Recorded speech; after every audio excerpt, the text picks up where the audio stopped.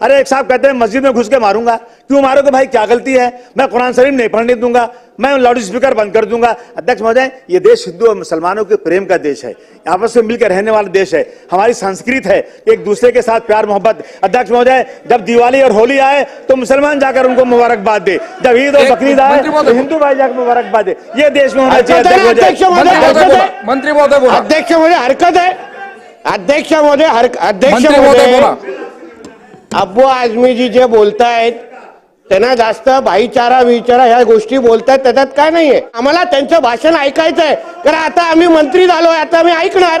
एक मिनट अध्यक्ष, ये मोहन भागवत साहब को मानते हैं कि नहीं मानते हैं?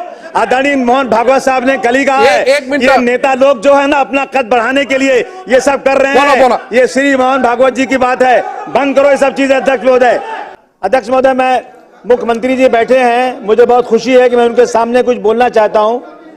अध्यक्ष महोदय, मुख्यमंत्री से मैं एक प्रोटेक्शन चाहता हूं आज।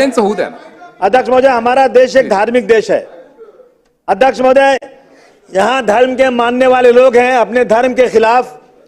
अध्यक्ष महोदय, महापुरुषों के खिलाफ यदि कोई बोलता है उस पर जान देने को तैयार रहते हैं लोग।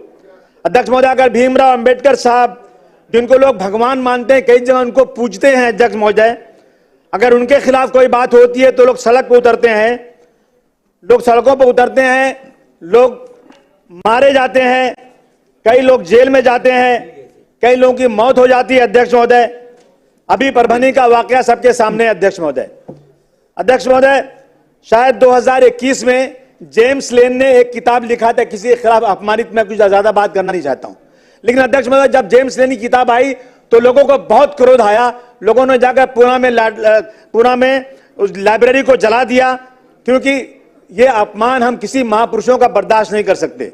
अध्यक्ष महोदय, उस वक्त आर पाटिल साहब ने कहा था जेम्स लेन को अमेरिका से लाएंगे, केस चलाएंगे, लेकिन आज तक तो उनको लाया नहीं, कोई केस हुआ नहीं, अभी तक कुछ किया नहीं गया। अध्यक्ष महोदय, इस तरह त्रिपुरा में एक मस्जिद पे हमला हुआ, कुरान शरीफ जलाया गया, हुजूर सल्लल्लाहु अलैहि वसल्लम के खिलाफ, नामुसे रिसालत के खिलाफ हुआ, तो अध्यक्ष महोदय, मालेगांव में, नांदेड़ में, अमरावती में लोग सड़क पर उतरे। अध्यक्ष महोदय, उसमें मालेगांव में 70 लोग 1 साल तक जेल में रहे, अगर नांदेड़ में लोग जेल में रहे। अध्यक्ष महोदय, मेरा कहना है कि अगर हमें लॉ एंड ऑर्डर को दुरुस्त करना है तो मुख्यमंत्री जी, मैं आपसे निवेदन करता हूं, हाथ जोड़ के आपसे निवेदन करना चाहता हूं, 50% आपका लॉ एंड ऑर्डर नहीं दुरुस्त है तो आप बोल देना मुझे। अध्यक्ष महोदय, जब भी नवरात्रि आती है, मस्जिद के सामने आकर के क्या जरूरत है वहां पर सर, वहां पर आके ये कहना कि इस देश में रहना है तो आपको जय श्री राम कहना है। अध्यक्ष महोदय, अगर कोई मना करता है, रुकिए अध्यक्ष महोदय, मुसलमानों को क्यों मजबूर किया जाता है? अध्यक्ष महोदय, गुंबद पर चढ़ करके वहां पर गेरुआ झंडा लगा दिया जाता है। अध्यक्ष महोदय, जिससे झगड़ा होता है, लड़ाई बढ़ती है। अध्यक्ष महोदय, अगर इस तरह की चीजें देश में चलेंगी तो लॉ एंड ऑर्डर कैसे दुरुस्त होगा? मैं अध्यक्ष महोदय, विशालगढ़ में मस्जिद के ऊपर चढ़कर गुंबद पे हथौड़ा मारा गया, सबने अपनी आंखों से देखा।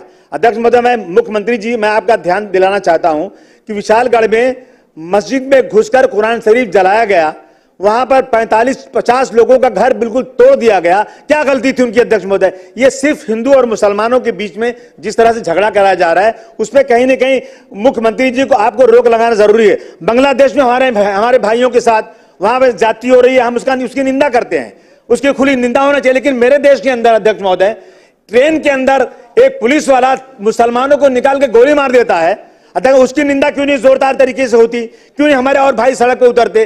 अध्यक्ष महोदय, एक टीचर एक बच्चे को खड़ा करती है और दूसरे बच्चों से कहती इसको मारो, क्यों मारो? कि ये मुसलमान है, बच्चा रोता है। अध्यक्ष महोदय, मैं आपसे आज एक आपसे गुजारिश करना चाहता हूं। अध्यक्ष महोदय, अभी यहाँ पर बुल्डाना में धार जगह पे टीपू सुल्तान की जयंती परमिशन के साथ मनाई गई, परमिशन मिला, और उसके बाद किसी ने पटाखा फोड़ा।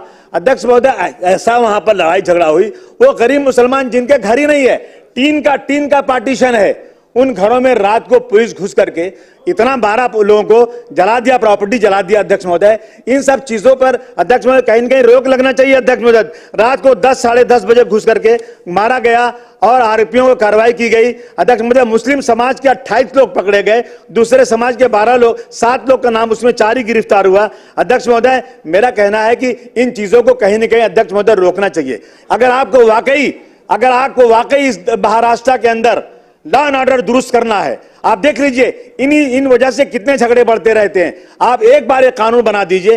किसी ने किसी महापुरुष के खिलाफ बोला, किसी ने पैगंबर इस्लाम के खिलाफ बोला, किसी ने मंदिर मस्जिद का झगड़ा शुरू किया, किसी ने यह कहा कि इस देश में 20 लाख मुसलमानों को मार देना चाहिए। अध्यक्ष महोदय, मैं हाथ जोड़ के आपसे निवेदन करना चाहता हूं, मैं मुख्यमंत्री जी का ध्यान इधर चाहता हूं कि आप एक कानून बना दीजिए अध्यक्ष महोदय कि अगर किसी ने धर्म के खिलाफ या ऐसे महापुरुषों के खिलाफ बोला तो कम से कम ऐसा कानून बने कि उसकी जमानत ना होने पाए और कम से कम 2-4 साल जेल में रहे और 10 साल की सजा उसको होना चाहिए। अध्यक्ष महोदय, हिंदू मुसलमानों को आपस में भाईचारगी करना बहुत जरूरी है अध्यक्ष महोदय, इसलिए मैं आपसे गुजारिश करने आज आया हूं। अध्यक्ष महोदय, महल झोपड़ी सबका मुकद्दर फूट जाएगा अगर ये साथ हम हिंदू और मुस्लिमों का छूट जाएगा। दुआ कीजिए कि हमें प्यार के रिश्ते रहे कायम। अगर ये रिश्ते टूट जाएंगे मुख्यमंत्री जी, भारत टूट जाएगा। मेरा आपसे निवेदन है, आप आज एक वादा कर दीजिए कि आप एक ऐसा लॉ बनाएंगे, ऐसा कानून बनाएंगे जो धर्म के खिलाफ लड़ाई करने वालों को बहुत सख्त सजा मिलेगी। मैं आपको यकीन दिलाता हूं महाराष्ट्र का 50% लॉ एंड ऑर्डर दुरुस्त हो जाएगा, ये गुंडागर्दी खत्म